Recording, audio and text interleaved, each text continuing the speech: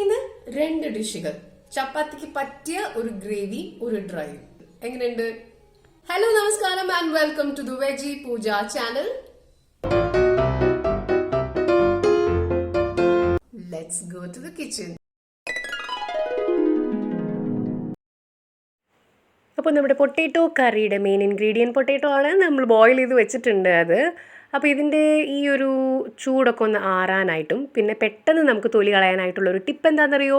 കുറച്ച് ചൂടുവെള്ളം കളഞ്ഞ് പച്ച വെള്ളത്തിൽ ഇത് കുറച്ച് നേരം ഇട്ട് വെക്കുക. എന്നിട്ട് പീൽ ചെയ്യുകയാണെങ്കിൽ പെട്ടെന്ന് നമുക്ക് തൊലി കളയാൻ പറ്റും. ഓക്കെ, ഇനി വേണ്ടത് ക്യാപ്സിക്കം ആണ്. ഞാൻ 2 ക്യാപ്സിക്കം എടുത്തിട്ടുണ്ട്. അത്യാവശ്യം വലിയ ക്യാപ്സിക്കം ആണ്. പിന്നെ ഒരു 4-5 വെളുത്തുള്ളി ഇതുപോലെ ചെറുതായിട്ട് അരിഞ്ഞിട്ടുണ്ട്. പിന്നെ ഒരു 2 പച്ചമുളക്. പച്ചമുളക് അത്യാവശ്യം എരിവുള്ളതായതുകൊണ്ട് 2 ആക്കി.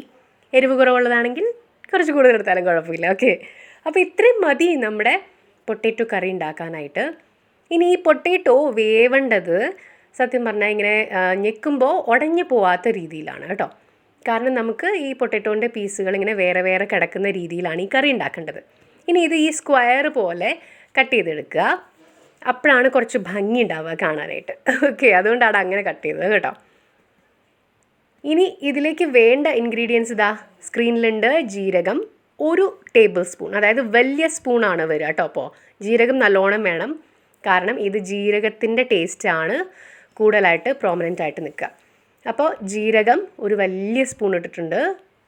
അത് ഒന്ന് നന്നായിട്ട് മൂത്ത് വന്ന് കഴിഞ്ഞ് കഴിയുമ്പോൾ നമുക്കിതിലേക്ക് നമ്മുടെ ബാക്കിയുള്ള ഇൻഗ്രീഡിയൻറ്റ്, അതായത് വെളുത്തുള്ളിയും പച്ചമുളകും അങ്ങിടാം. ഓക്കെ, അപ്പോൾ ഇതൊന്ന് നന്നായിട്ടൊന്ന് മൂത്ത് വരട്ടെ. ആ ഒരു മൂത്ത സ്മെല്ലൊക്കെ വന്നു കഴിയുമ്പോൾ, അതായത് ഇതുപോലെ ചെറുതായിട്ട് ചുവന്ന് കഴിയുമ്പോൾ നമുക്കതിലേക്ക് നമ്മുടെ പച്ചമുളകും വെളുത്തുള്ളിയും കൂടെ ഇടാം. ഓക്കെ, എന്നിട്ട് അത് നന്നായിട്ടൊന്ന് ഇളക്കി അതിൻ്റെ പച്ചമണം മാറുമ്പോഴേക്കും നമുക്കിതിലേക്ക് കുറച്ച് ഉപ്പും മഞ്ഞൾപ്പൊടിയും കായവും കൂടി ഇട്ട് കൊടുക്കണം. ഇത്രയും മതി നമ്മുടെ ഈ കറിക്ക് കൂട്ടാനായിട്ട്. ഓക്കെ,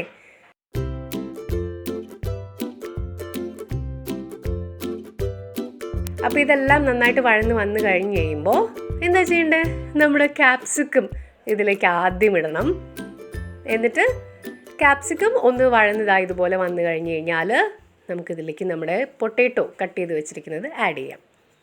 ഓക്കെ, ഇത് ഇളക്കുമ്പോൾ ശ്രദ്ധിക്കണം, ഉടഞ്ഞു പോവാതെ ഇതുപോലെ തന്നെ ഇരിക്കണം സ്ക്വയറായിട്ട്, എന്നാലാണ് ഭംഗി ഉണ്ടാവുക.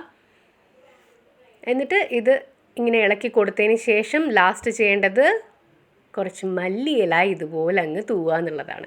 ഓക്കെ, അപ്പോൾ നമ്മുടെ ഡ്രൈ സബ്ജി റെഡി ആയിട്ടുണ്ട്. ഇനി ഈ സബ്ജിയെ ഗ്രേവി ആക്കാനായിട്ട് സിമ്പിളായിട്ട് നിങ്ങളിതിലേക്ക് കുറച്ച് പാൽ ഒഴിച്ചു കൊടുക്കുക. അപ്പോൾ ഇത് നല്ല തിക്കായിട്ടുള്ള ക്രീമി ആയിട്ടുള്ള ഗ്രേവി ആയി കിട്ടും. പക്ഷെ ശ്രദ്ധിക്കേണ്ട കാര്യം, ഇതിലേക്ക് വെള്ളം ഒഴിക്കരുത്. വെള്ളം ഒഴിച്ച് കഴിഞ്ഞാൽ അതിൻ്റെ ടേസ്റ്റ് പോകും.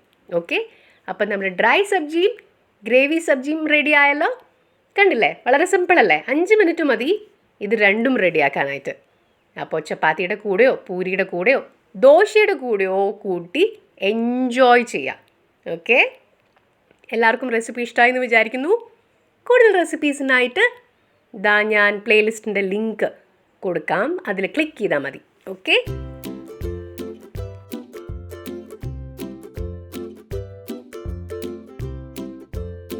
5-minute ചപ്പാത്തി കറീസ് എന്നുള്ള പ്ലേലിസ്റ്റ് ക്ലിക്ക് ചെയ്താൽ നിങ്ങൾക്ക് ഒരുപാട് ഓപ്ഷൻസ് കിട്ടും. അപ്പോൾ ഓരോ ദിവസവും അതിൽ നോക്കി നിങ്ങൾക്ക് വെറൈറ്റി ഡിഷസ് ട്രൈ ചെയ്യാം. Okay, I can keep watching the veggie puja.